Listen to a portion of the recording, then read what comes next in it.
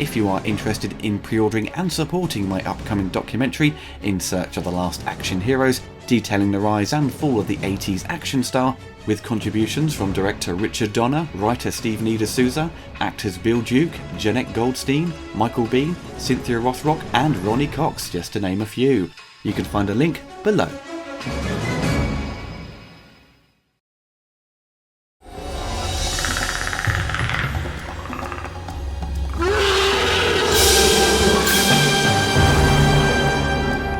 When the news came out that Shane Black was going to be directing the next Predator film in the long-running series, I think many of us were really excited to have him attached to the production.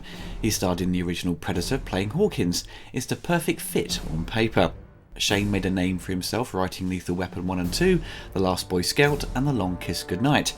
He wrote and directed Kiss Kiss Bang Bang and one of my favourite films of 2016, The Nice Guys.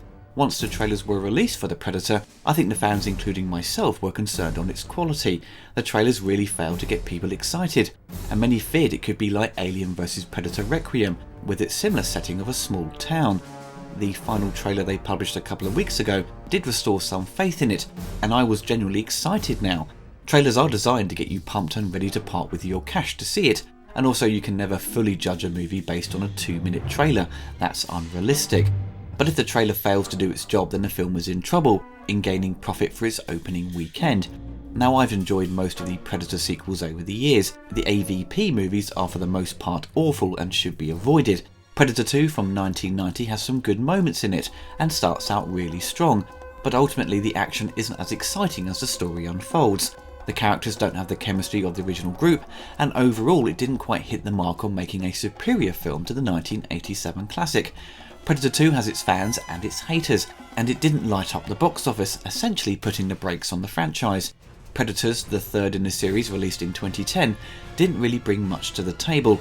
It followed a similar path to the original film, but set it on an alien planet and threw in new predators to spice it up, but unfortunately no one really liked them.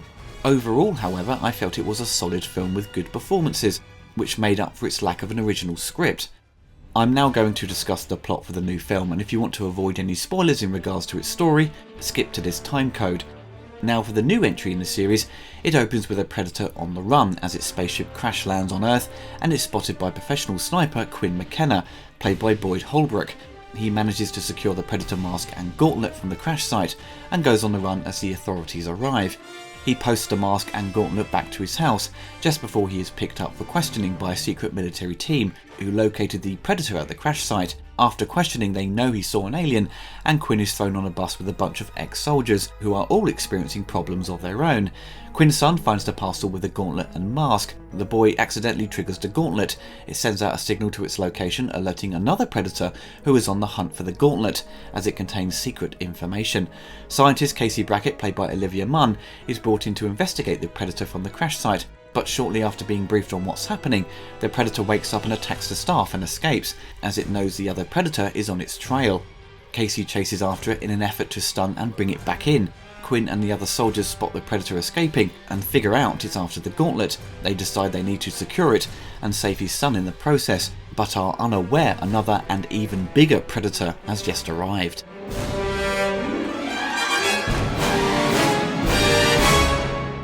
So is the film any good? I was reading the past week it was getting mixed reviews from early screenings, so I went in with low expectations, and sadly the film is very average at best, despite me going in thinking the worst. I don't personally think it's awful or really good, it's very much middle of the road. The film starts out strong and is surprisingly gory.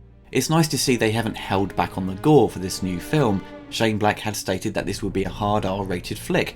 It's not too over the top with its violence, but it's good it wasn't played down to appease a younger audience. People go to these movies for the action. The first movie from the 80s is considered one of the best of that decade. This new entry with its action is okay at best. There wasn't a standout moment that really blew me away. It was a standard affair. I don't think in years to come there will be anyone citing The Predator as the best action film of 2018. One of the many problems I found with it was its pacing. It moves along way too quickly for the story to breathe and for the viewer to get invested in what's happening. In some areas it feels very choppy as scenes have been trimmed or removed entirely. It's like they have given us the bare bones of the story or a particular scene, as it appears to be missing the meat of the dialogue. For example, the character of Sean Keyes, played by Jake Busey, is barely in the film.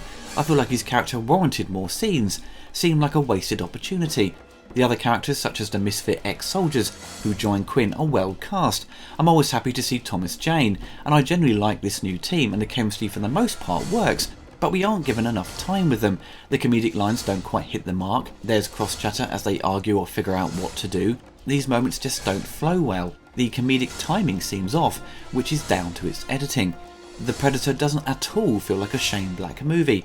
Granted, there are a couple of funny moments, there are sprinklings of his sense of humour that made his scripts work so well in the past, but this just lacks a lot of his personality and style. It's co-written by his good friend Fred Dekker, who is known for Night of the Creeps, Monster Squad and the 1993 Turkey Robocop 3. I was really happy to see Fred return to the big blockbusters as a writer, as I felt he was harshly kicked to the curb after Robocop 3 bombed and his career as a director was ended overnight. Fred and Shane have tried to expand the Predator universe and have brought in a few good ideas to the table. It tries to avoid repeating the 1987 film and the most recent one starring Adrian Brody, but ultimately it does fall into a similar territory for the third act. Composer Henry Jackman provides the score to The Predator, and thankfully brings over the themes Alan Silvestri provided on Predator 1 and 2. There is a great roundtable discussion with him, Hans Zimmer, Alan Silvestri and a few other talented composers on YouTube. There is a wonderful moment when Henry and Hans geek out over Silvestri's work on Predator 2 of all films. So Henry with this movie really stays true to the style of Silvestri, and it works perfectly. The score is never drowned out by the sound effects or played low in the mix. It's front and centre when it kicks in. I was so glad they stayed true to the sound of the Predator series. I saw this film in Imax 3D, not by choice I might add, as it was the only showing available. The 3D conversion was clearly rushed as it doesn't work. None of the 3D stuck out, and there were two moments where the image doubled up, like you've taken the glasses off, so it's not a good conversion at all. If you check IMDb and its technical specs for this movie, it states the camera they used had a resolution of 3.4K, so seeing it on IMAX is not suddenly going to make it look far superior to a regular 2K digital presentation, so I would recommend saving your money for a 2D showing if you intend to see it. Predator films generally do okay at the box office, they always make a profit. These films are often given reasonable budgets. These aren't $200 million blockbusters, and they are produced for under $100 million and in most cases far less. Predators, for example, was made for $40 million and made $127 million worldwide. This has double the budget apparently. A bit more of a risk, I must say. This increase in budget is probably accounting for the last minute reshoots and the heavy use of CGI, which for the most part holds up very well. No matter what I think of this movie, there are a lot of dedicated Predator fans out there who will flock to it nonetheless no matter what the critics say. I'm sure it will do okay box office wise, but it's unfortunate it seems to have had last minute changes to its final cut, and scenes seem apparently just removed entirely, messing up the pace and general structure of the film. 20th Century Fox often puts out director's cuts for DVD and Blu-ray, and it would be nice to see a longer version of this film that gives us more time with these characters. It's such a shame The Predator lacks a lot of what I love about Shane's movies. He just feels like a gun for hire for this one, and it seems to be controlled by a committee and not Shane's true vision. Iron Man 3, for example, with its huge budget, is classic Shane Black, and it works wonders, but this just fails to hit the mark in most areas. Maybe with repeated viewing the film will get better. I know people that hated Predator 2 in their youth, but love it now.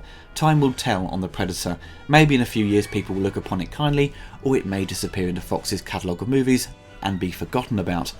Rating this movie, I would give it 2.5 out of 5 sadly. It has nice ideas in it, it's well cast, but it's hindered by its structure and pacing. The script also needed a few more tweaks just to get the tone and balance of comedy and action right. If you compare it to the other standalone Predator movies, it's unfortunately the weakest of the bunch. Look out next week for a spoiler podcast discussion on this movie with Mr. H Reviews and Rossatron, as we delve deeper into its plot and its overall pros and cons.